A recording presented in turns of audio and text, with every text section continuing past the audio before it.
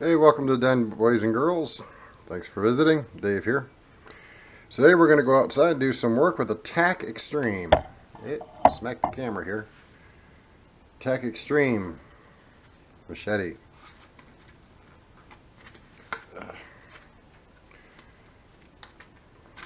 There we go. Hey, it's out. But let's go outside and do a little chopping and see how this thing works and if it's worth what I gave for it. See you outside. And found a nice little piece of dead here. Pretty solid.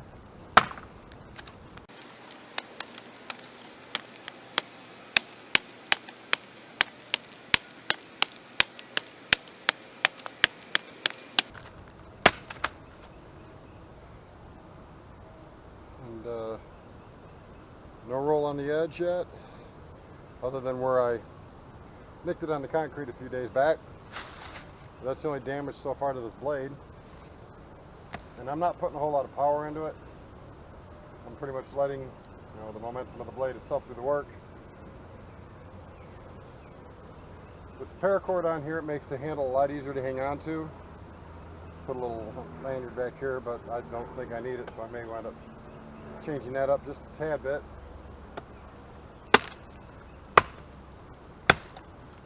But pretty decent. I'm not a big fan of the so-called sawback design. It does have its uses. If you need to make a spot for lashing,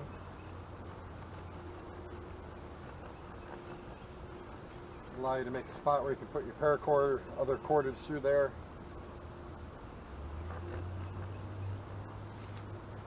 As far as fine, delicate work, you can get this to do it here. If you got enough room up here, just watch your finger placement. I'll turn you a little bit here.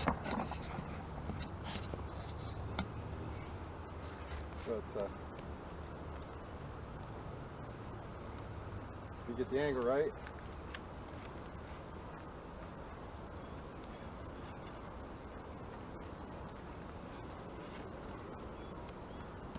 of course, if you find something a little hard, you better grip on it. And of course, I can't do it because I'm trying too hard.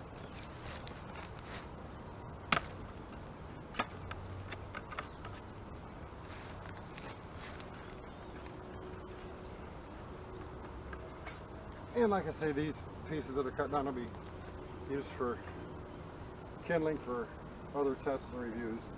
So none of this is going to go to waste. Plus, there's a lot of kids come through here to play. So I'm just kind of making room for the kids to get through here without getting poked or knocked into the stream right there. So I will finish cutting this off and that off so the kids can get through here with no problem.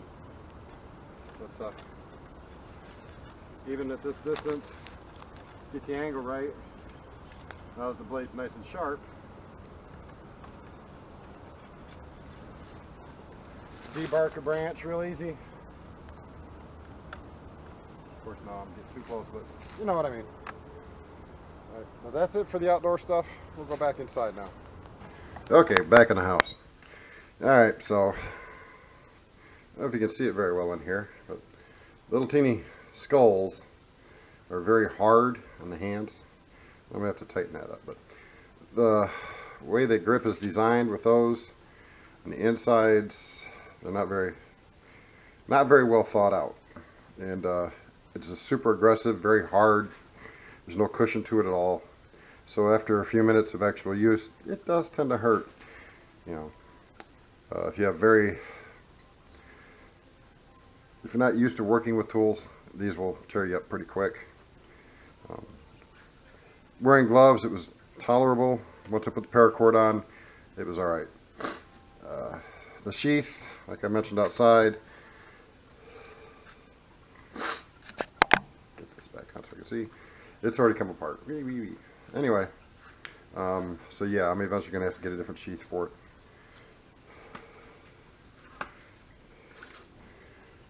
it. Comes with this very, very thin, chintzy. It is double stitched, rather far apart, but it is double stitched. yeah, it's just very thin. It can be worn over the shoulder. You can choke this down a little bit. Get it to work this morning.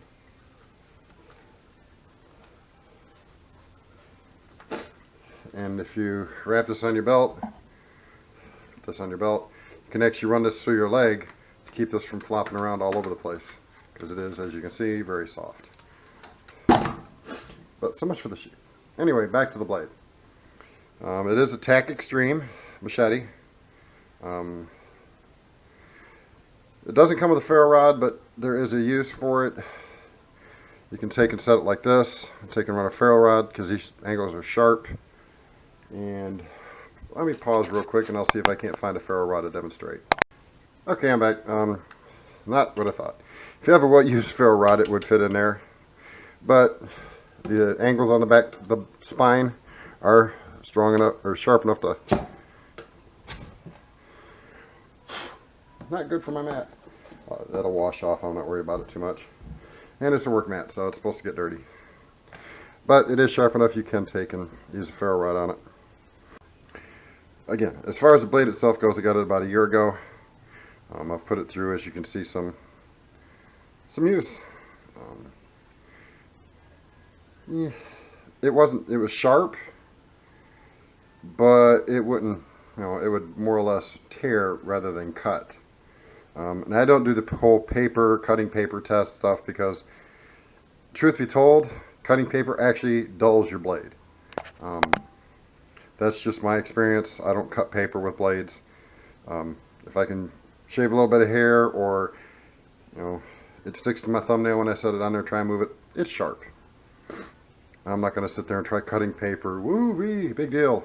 So, that actually takes the edge right back off your blade that you just sharpened.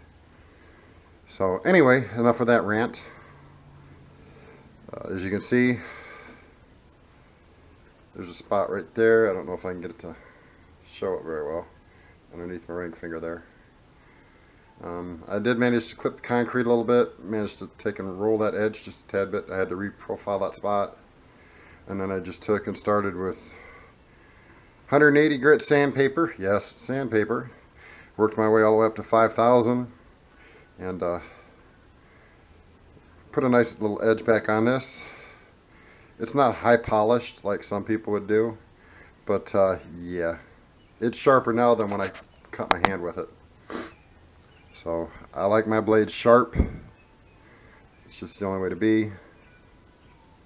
So like I said, outside, I'm not a fan of this whole ridge area here on the back and the spine. It will work for notching a spot out to put cordage. If you need to make trip lines, tent stakes. Yeah, coffee didn't go down very well. Anyway, but yeah, for batoning, even though this is pretty big and it does chop quite well, if you're batoning up here, you're going to chew everything up pretty quick. And as you can see, it is a pretty thin blade. I didn't mic it or nothing, but back here it's maybe an 1/8, 16th of an inch. I got the ruler right here.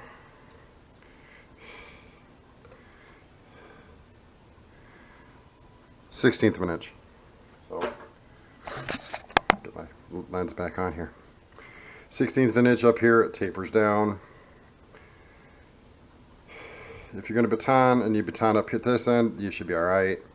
It is a kind of a kukri-ish knot, maybe, with the whole thick belly there, but for a machete, it does adequate. As you've seen outside, it does cut quite well now, and I'm rambling, so I guess maybe that should be the end of this.